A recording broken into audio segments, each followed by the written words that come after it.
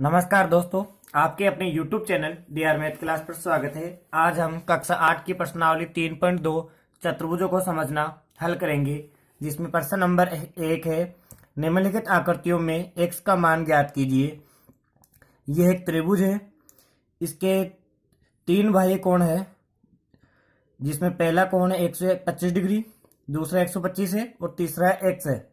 इसमें हमें x का मान ज्ञात करना है। तो हम जानते हैं कि कोई भी बहुभुज हो जिसके बाह्य कोणों का योग हमेशा 360 डिग्री होता है, तो बाह्य कोणों का जो योग होता है वो हमेशा 360 डिग्री होता है। तो हम लिख देंगे बहुभुज के बाह्य कोणों का योग 360 डिग्री होता है। तो इसमें हम पहला कोण ये x लेंगे, x प्लस फिर ये 125 डिग्री, फिर प्लस करेंगे 125 और इन तीनों का योग होगा 360 डिग्री।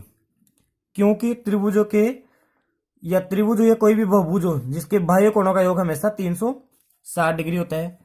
तो ये x 125 और 125 को जोड़ेंगे तो हो जाएंगे 250 डिग्री बराबर 360 डिग्री। अब हम क्या करेंगे, इस 250 का पक्षांतरण करेंगे तो ये 360 में से घट जाएगा, इन माइनस हो जाएगा, इधर रखें 250। अब 360 में से 250 घटाएंगे तो हमें 110 इसका मान प्राप्त हो जाएगा। तो यहाँ पे x का मान होगा वो होगा 110 डिग्री, यहाँ पे आ जाएगा 110 डिग्री। इसका b है, यह एक पंचभुज है, इसमें भी 5 बाह्य कोण हमें दिए हुए हैं, तो इनका हम योग करेंगे। ये हुए x प्लस और यहाँ पे अगर ये अंत्य कोण 90 डिग्री है तो बाह्य कोण भी इसका 90 डिग्री होगा, क्योंकि 180 में से घटाएंगे तो 90 होगा। तो यहाँ ये कोण भी हो जाएगा 90 डिग्री। फिर ये 60 डिग्री दिया हुआ है तो इसको 60 लिख देंगे, प्लस फिर ये 90 डिग्री है ही समकोण है तो 90 डिग्री लिखेंगे, और ये पांचों कोण 70 डिग्री है। इनका योग भी कितना हो जाएगा 360 डिग्री, क्योंकि कोई भी बहुभुज हो उसके सभी बाह्य कोणों का योग हमेशा 360 डिग्री होता है। अब हम क्या करेंगे, एक इसमें 90 60 को जोड़ेंगे तो 150 हो जाएंगे, और उसमें 90 और जोड़ेंगे तो 240, और 240 में 70 जोड़ेंगे तो 310, यानी इन चारों कोणों को योग जोड़ेंगे तो ये हो जाएंगे 310 डिग्री। तो यहाँ लिख देंगे 310 डिग्री बराबर 360 डिग्री। अब इस 310 का पक्षांतरण करेंगे तो x बराबर 360 डिग्री माइनस ये 310 इधर आएगा तो माइनस क्या हो जाएगा 310 डिग्री, और घटाएंगे तो x बराबर 360 में से 10 घटाएंगे तो 50 डिग्री। तो इस दूसरे वाले में जो पंचभुज है इसमें x का मान आएगा 50 डिग्री, यहाँ आ जाएगा 50 डिग्री। प्रश्न नंबर 2 है, एक समबाहुभुज के प्रत्येक बाह्य कोण की माप ज्ञात कीजिए जिसकी 9 भुजाएं हो और जिसकी 15 भुजाएं हो। तो हम पहले जिसमें 9 भुजाएं है उस बहुभुज के प्रत्येक बाह्य कोण की माप ज्ञात करेंगे। तो 9 भुजाएं है तो हम n का मान ले लेंगे 9, n को होता है भुजाओं की संख्या, तो n का मान इसमें हो जाएगा 9। अब निकालना है प्रत्येक बाह्य कोण का मान। प्रत्येक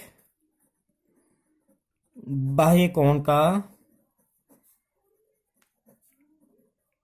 माप, इसका सूत्र होता है 360 डिग्री बटा n, यानी 360 में n का भाग दे देंगे तो हमें प्रत्येक बाह्य कोण के माप पता चल जाएगी।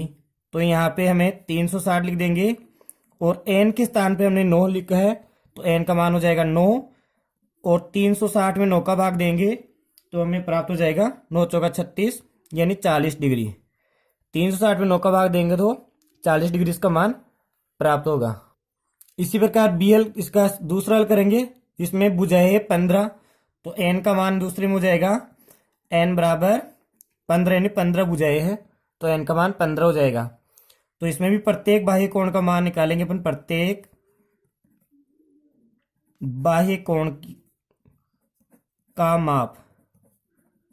तो इसका भी वही सूत्र रहेगा 360 बटा n, तो 360 डिग्री और n के स्थान पर रख देंगे अपन 15, तो 360 में 15 का भाग देंगे तो हमें प्राप्त हो जाएगा यहाँ पे 24 डिग्री।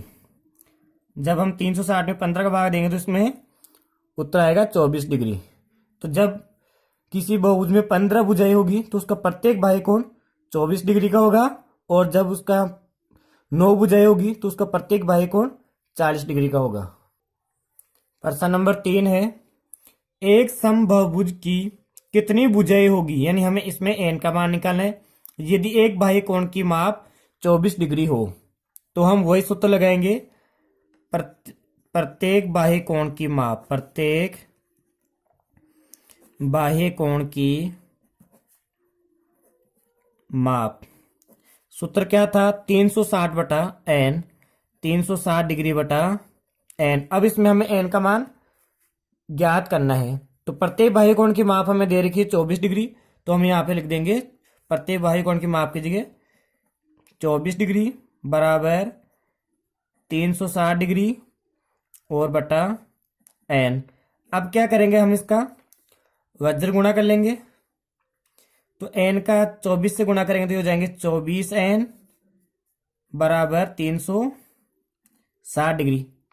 अब n का मान निकालेंगे, n बराबर 360 बटा 24, ये 24 गुणा में है और पक्षांतर करेंगे तो ये भाग में हो जाएगा, और 360 में जब 24 का भाग देंगे तो हमें प्राप्त हो जाएगा n का मान 15 डिग्री। तो 15 डिग्री या 15 डिग्री से डिग्री कैंसिल हो जाएगा, तो इसमें भुजाएं की संख्या कितनी होगी, 15 होगी।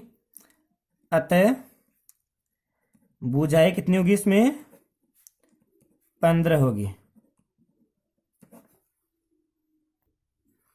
प्रश्न नंबर 4 है, एक समबाहुभुज की भुजाओं की संख्या ज्ञात कीजिए यदि इसका प्रत्येक अंतःकोण 165 डिग्री का हो।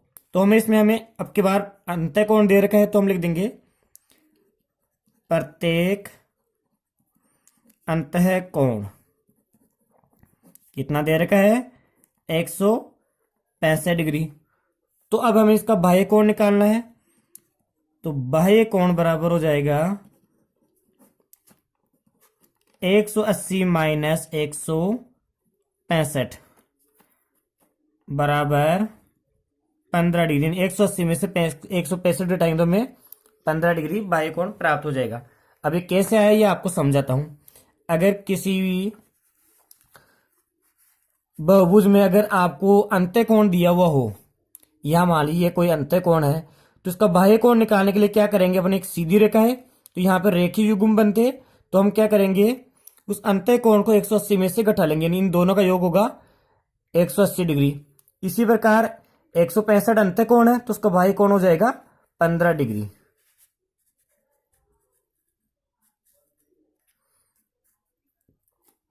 अब आपको निकालना है इसमें भुजाओं की संख्या। तो भुजाओं की संख्या, भुजाओं की संख्या निकालने के लिए हम क्या कर सकते हैं, 360 में प्रत्येक बाह्य कोण का भाग दे सकते हैं। तो 360 में 15 का भाग देंगे तो हमें यह प्राप्त हो जाएगा यहाँ पे 24। तो भुजाओं की संख्या कितनी होगी इसमें, 24। तो इसमें कह रहे हैं एक समबाहुभुज में भुजाओं की संख्या ज्ञात कीजिए। तो समबाहुभुज में भुजाओं की संख्या होगी 24 24। प्रश्न नंबर 5 ए है, क्या एक ऐसा समबाहुभुज संभव है जिसके प्रत्येक बाह्य कोण की माप 22 डिग्री है। तो हम जानते हैं कि जब प्रत्येक बहुभुज की माप दे रखी है तो भुजाओं की संख्या ज्ञात करने का सूत्र है 360 बटा बाह्य कोण, प्रत्येक बाह्य कोण। तो इसमें प्रत्येक बाह्य कोण का मान दे रखा है 22 डिग्री। तो हम क्या करेंगे, 360 में 22 का भाग देंगे। अगर 360 में 22 का भाग पूरा पूरा जाएगा तो हम कह देंगे ये एक समबाहुभुज हो सकता है, नहीं तो नहीं होगा। तो 22 का भाग देंगे 360 में, तो 22 से कम 22, 30 में से 22 घटाएंगे तो 14 आ जाएंगे और ये 0 उतार देंगे। अब 22 का पहाड़ा बोलेंगे, 22 छिके 132, तो यहाँ शेषफल बच गया 8। 140 में से 32 घटाएंगे तो 8 बच गए यहाँ पे। तो ये पूरा पूरा भाग यहाँ पे नहीं जाता, इसलिए ये सब बहुभुज संभव नहीं होगा। तो हम इसमें लिख देंगे इसका कारण, नहीं ऐसा समबाहुभुज संभव नहीं है।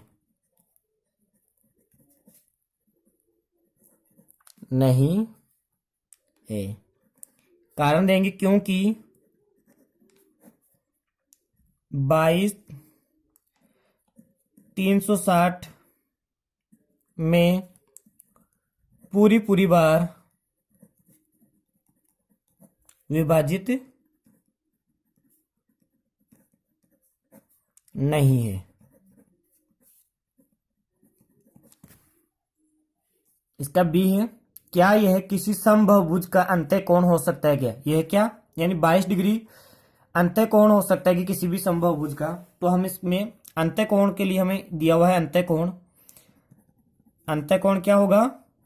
22 डिग्री। तो हमें इसका बाह्य कोण निकालना है। तो बाह्य कोण के लिए क्या करते हैं हम? 180 में से अंतःकोण घटाते।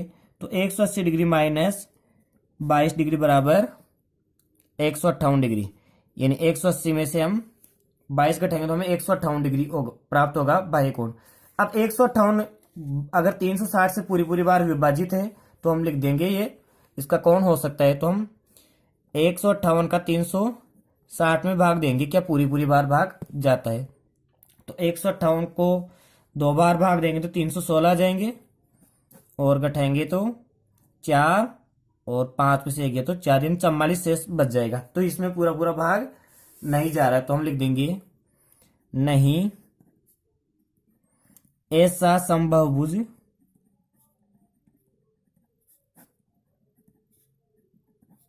संभव नहीं है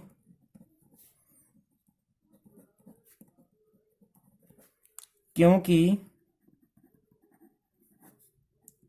158 360 से विभाजित नहीं है।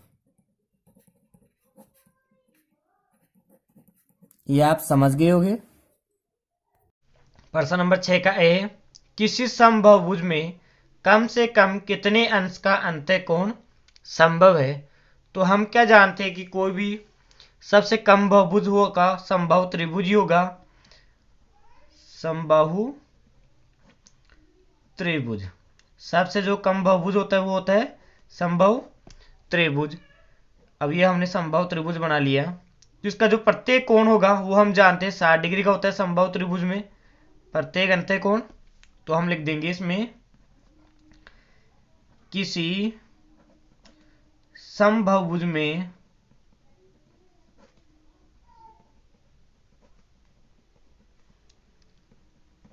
कम से कम 60 डिग्री का अंतःकोण संभव है। दूसरा इसका बी है।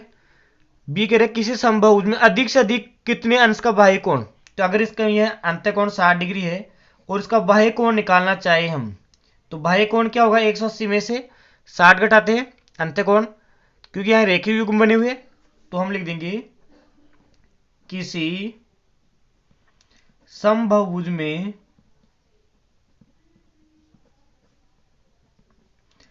अधिक से अधिक या बड़ा से बड़ा कितने अंश का होगा? 180 माइनस 60 कर देंगे तो 120 डिग्री का बाह्य कोण संभव है।